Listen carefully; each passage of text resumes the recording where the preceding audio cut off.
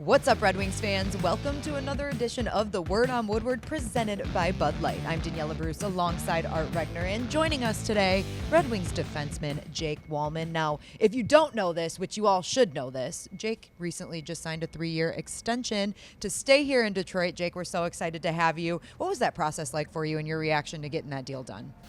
Yeah, I mean, I've never really been in that situation, so being here in Detroit where I feel like I'm wanted, it was really exciting, and to get the trust and to kind of get that contract out of the way, it's really exciting. I'm looking forward to the future. You know, what was interesting during this process, we had talked in the room, and I got the feeling from you, everything that you've been through, and you have a really interesting story. I don't even want to get into the Team USA, Team Canada thing as a junior, that because you have dual citizenship, but you were like, I'm going to do what's best for Jake Walman. I mean, did you let the Red Wings know that I'm happy here? I know you're happy with me, but, you know, I'm looking at this as a business as well, and whatever is good for Jake is where Jake's going to go. Yeah, well, there's obviously a little bit of both. I think when you're talking hockey, you want to make sure that you're in a good spot, and I've been fortunate enough to kind of surround myself with good people growing up through hockey, and I kind of know and I feel like when somebody wants you, it's the best spot for you, and I just kind of felt that since I came to Detroit, and this year especially, I think we have a really good group that are bonding, and I just know when I'm taken care of, and I think that it's a good spot, and I was really excited when I knew that they wanted me here. Well, I think it's pretty clear that they wanted you here. Even today during his media availability, Derek Lalonde said that you've exceeded almost every expectation that they had for you. You're obviously performing well here. It seems like your game has taken some steps. So can you talk about it from that aspect, how you've been able to grow here as a Red Wing? Yeah, like I've said always, I was put in a pretty good opportunity and a good spot. I'm playing with great players, and I kind of hold myself to a really high standard. And I kind of knew, even though I didn't get much of a chance in previous years, I kind of knew that I had this in me, and I know if I got the chance, I can really prove it. So I was fortunate enough to come over in that trade, and I don't know, I'm just really excited. I'm trying to run with it, and I'm trying to help this team as best I can, and I think that's what we're building towards. You and Mo have been paired together for a while now, and ever since that adjustment was made, it felt like you both picked up your game. Can you talk about the partnership there and what's working between the two of you? Yeah, like I said with Mo, I've said it all year long. This guy's a one-man wrecking crew. He can do it all himself. He can break it out himself. He can do it all in the O-zone too. So it's a lot of fun playing with him. I think we work really well off the ice too, and we got that chemistry, and it kind of transitions to on the ice, and we kind of read off each other pretty well. If one of us is doing something, then the other guy stays back, and vice versa. So yeah, he's a great player. Obviously everybody loves him, and it's great playing with him. You know, the goal you scored against the Blackhawks, and the thing I think that really fans really like about you, and Daniella and I talk about it all the time, is that your skating ability is world class. I think we know that. And you do that little move where you don't need a lot of space, and you know, you're able to shake off the defender, and then you kind of go into the middle and snap that wrister, and it turned into a goal. But the one thing that I really, really admire is that you like to shoot. I mean, you do like to shoot. Do you think shot first? Because it's amazing. You shoot, and I'm telling you, keep shooting.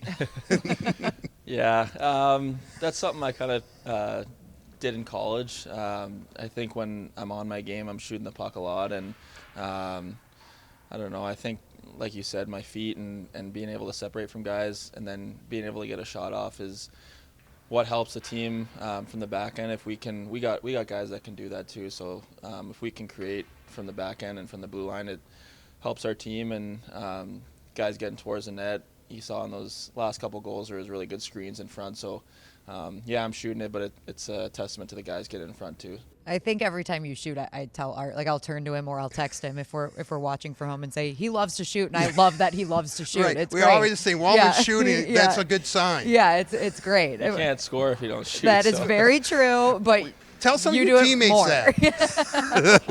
that. You mentioned that you did this a lot in college, and Art and I actually learned kind of recently that you won a national championship with Providence back in 2014. Yep. And you were a freshman, right? Yep. Tell us about that experience, because that's a once-in-a-lifetime thing. Yeah, it was amazing. That was probably one of my best hockey memories. And coming from Canada, playing college hockey, I didn't really know how much national championship meant until I got to the Frozen Four.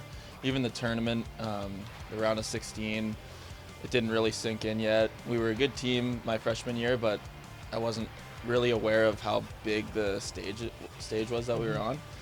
And when we played in that Frozen Four, it was in Boston, and we were going up against BU, Jack Eichel, and they had a really good team. And kind of took a second and looked up and realized how big this opportunity was. And we were fortunate enough to win.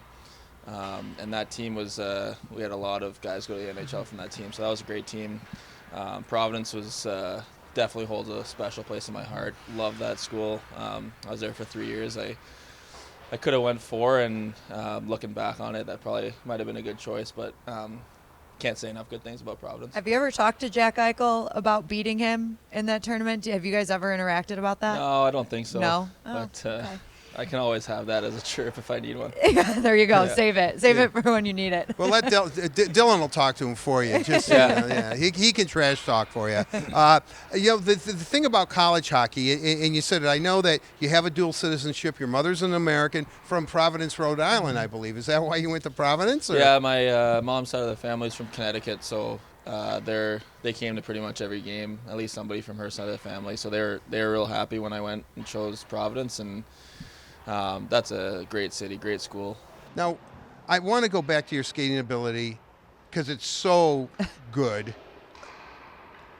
Little Jake Walman in there in Toronto. I don't know how old you were.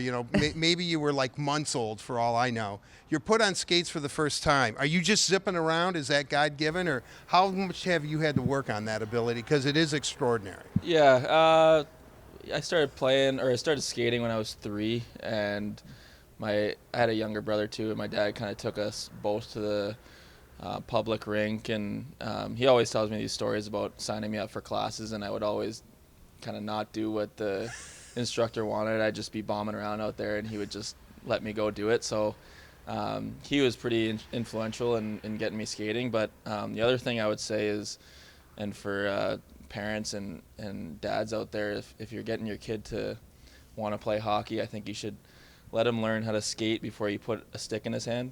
That's what my dad did. Really? We skated for 2-3 years before I even got a stick. So did you want a stick in your hand, or did you understand what was going on? I'm not sure. All the kids had sticks, and I was still kind of learning how to skate. So that's one thing that he told me. I learned for 2 or 3 years to skate before I even got a stick in my hands. That's good advice. Really, I like it is. Because I feel like normally, right, when you start to play hockey at a young age, they're like, here's your stick, Yeah, here's your helmet, exactly. here's everything. Put the pads on, too. Let's do it all I'm going to right try away. it. Maybe there's still hope for me. I was 3. I was 3 years old. Steve, I still want a contract. You know that. Yeah. All right. Well, last question from me, Jake. Obviously, there were some tough decisions, some tough moves made at the trade deadline, and we felt like we saw that affect the room just a little bit. But you guys get a big win against the Blackhawks, and you still have a nice stretch of games here. What's the goal for the remainder of the season? Yeah, goal has still been the same it's always been, to push for the playoffs and to really turn the season into a positive. There's some tough decisions, like you said, and guys that are real character guys in the room, and we're always still going to be friends with those guys, and it'll be nice to see them obviously this weekend in Boston. But yeah, it's business as usual. We got to dial it in. That's the business side of hockey, and it's tough, but we're all professionals, and these are important games. How do you regroup? You've been part of a trade deadline and a good opportunity for you. Do you kind of, because you're committed to the team, do you stand up and say something or try to calm it down a little bit? Because emotions were raw and very high last week.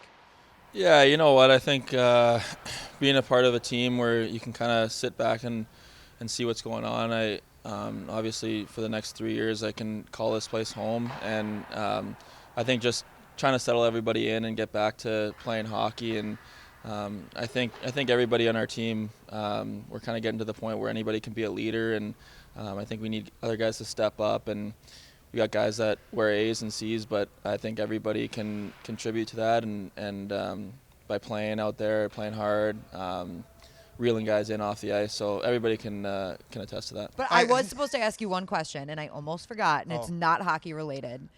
Your shoe collection. You always seem to have some fire shoes. Where does that come from? Is that your thing? Yeah, I'm a big shoe guy. I Big shoe love guy. style too, like clothes. We can tell. I really wish that we could wear like a going out outfit to the rink instead of like a suit sometimes. Like your person, that's what you wear on a regular basis. Yeah, I think you should just make that a thing. Yeah, so it would be good like one of these days we switch it up, and I don't know, it'd be nice to go shopping instead of shopping for suits. We can shop for like going out clothes. Thank all of you for tuning in to another edition of The Word on Woodward, presented by Bud Light. We'll see you next time.